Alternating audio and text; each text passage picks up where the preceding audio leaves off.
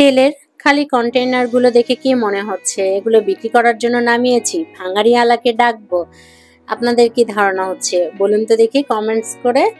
না, আজকে আমি শেয়ার করি তাহলে কেন এগুলো নামিয়েছি। এগুলো আসলে এক এক করে নামিয়েছি, অনেক দিন ধরে এগুলো জমিয়েছিলাম এবং আমার ইচ্ছে ছিল যে আনান এবং আয়ানকে একসাথে করে ওদের একটা প্র্যাকটিক্যাল পরীক্ষা নেব, যেহেতু একবার আমার বাসায় ওরা গাছ লাগানো এবং টব কিভাবে রেডি করতে হয় শিখেছিল। তো আনান আজকে আমাকে ধরেছে যে মনি কিভাবে বোতল কাটতে হয় সিজার ছাড়া, কোনো যন্ত্রপাতি গরম করে, বা কিভাবে বোতলগুলোকে লিক করতে হয় এবং টবগুলোকে কিভাবে রেডি করতে হয় আজকে আমি পরীক্ষা দিতে চাই। তো মূলত আজকে আনান এবং আয়ানের প্র্যাকটিক্যাল চলছে। আমি বোতলগুলো কেটে ওদেরকে হেল্প করছি। এটা হচ্ছে নিড়ানি। তো নিড়ানিটা আমি যেহেতু চুলাতে রান্না করছি, চুলার মধ্যে একটা রড এবং নিড়ানি গরম করতে দিয়েছি। যখন নিড়ানিটা গরম হয়েছে আমি এভাবে মাথা কেটে নিয়েছি এবং বোতলের পেছনের দিকটা আমি এভাবে ফুটো করে নিয়েছি, কারণ পানি নিষ্কাশনের জন্য কিন্তু বোতলে এই ফুটোটা দরকার আছে।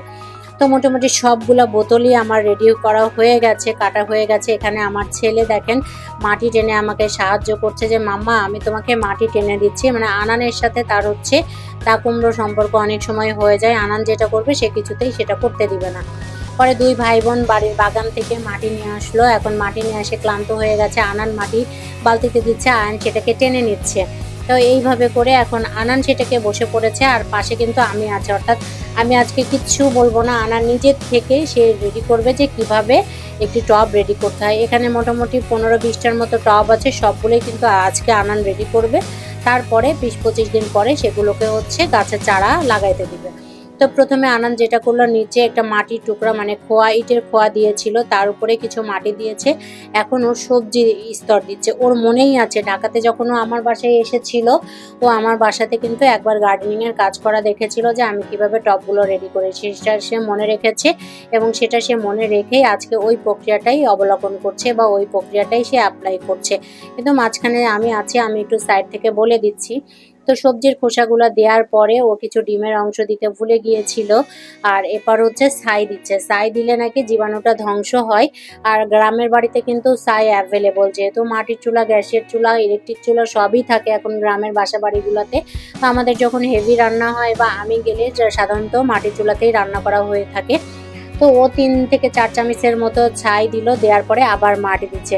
এখন সে টব রেডি করছে, মাটিতে গাছ লাগাবে কিন্তু মাটি হাতে ধরবে না। এটা নিয়ে আমি আবার একটু হাসি তামাশাই করলাম যে বাবা একটু হাত লাগা, একটু হাত লাগা, মাঠের কাজ করবি আর হাত লাগাবি না, এটা কি হয়? এটা হচ্ছে উঠানের একটা অংশ, পাশ। তো এই পাশটা হচ্ছে আমি যতগুলো টব আছে সবগুলো আমি আমার মাকে লাগিয়ে দিয়েছি। যখনই আমি বাড়ি যাই মাকে 2-3টা করে টব লাগিয়ে দিয়ে আসি। এর মধ্যে করলা আছে, টমেটো আছে, মরিচ, ধনিয়া, পুঁই শাক, যেন মা একবেলা হইলেও খেতে পারে, এক পিস হইলেও খেতে পারে। এটাতেই শান্তি, এই শান্তির উপরে আর কিছু নাই। এদিকে কিন্তু আনানের গুটি গুটি পায়ে টব রেডি করা হয়ে যাচ্ছে আর আমার মা আরও কিছু টব এনে আনানকে দিচ্ছে। তো আনান তো রেগে টেগে অস্থির। মোটামুটি রেডি হয়ে গেছে, মাটি দিয়ে, সবজি দিয়ে, ছাই দিয়ে একটা টব সে রেডি করছে। এভাবে আজকে সারাদিনে তার আমি কাজ দিয়েছি যে আজকে প্রত্যেকটা টব তুমি রেডি করবা আর আমি রান্না বান্না করবো, ওর সাথে আমি থাকতে পারবো না। আসলে আমার কাছে কি মনে হয় জানেন, যে বাচ্চাদেরকে যদি হাতে কলমে শেখানো যায়, যে কোনো কাজ ছোটোবেলাতে যদি শেখানো যায়, ওরা কিন্তু সেটা ভালোভাবে শেখে এবং সেখান থেকেই ভালো কিছু অর্জন করে। তো আজকে আর না, সবাই ভালো থাকবেন, অবশ্যই আমার পেজের সাথে থাকবেন এবং বাচ্চাদেরকে উৎসাহ দিবেন ভালো ভালো এরকম কাজ করার, তাহলে ওরা ছোটোবেলা থেকে পরিবার থেকেই শিখবে। সবাইকে আল্লাহ হাফেজ, বাই।